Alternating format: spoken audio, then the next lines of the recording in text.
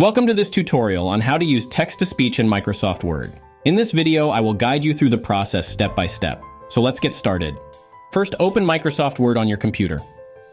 In the top left corner, you'll see the Quick Access toolbar. We need to customize it, so click on the down arrow to reveal a menu. From the menu, click on Choose Commands.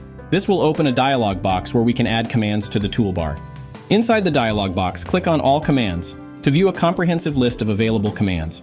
Scroll down until you find the Speak command. Click on it to select it, double-click or Add button to add it to the toolbar. Once you have added the Speak command, click on the OK button to save the changes. Great, now take a look at the top left corner of your screen. You'll see the newly added Speak button in the Quick Access toolbar. This is the button we'll be using to activate the text-to-speech feature. To utilize the text-to-speech functionality, simply type your desired text in Microsoft Word.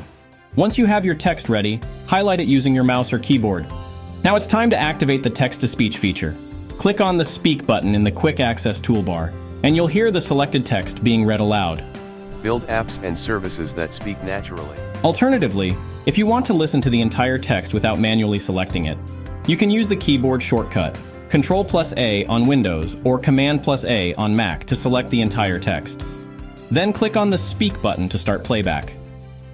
Additionally, to select a specific portion of the text, hold down the Shift key and use the arrow keys. Press the Shift key along with the down arrow to select new lines one by one. And that's it! You have successfully learned how to use text-to-speech in Microsoft Word. Now you can listen to your documents with ease.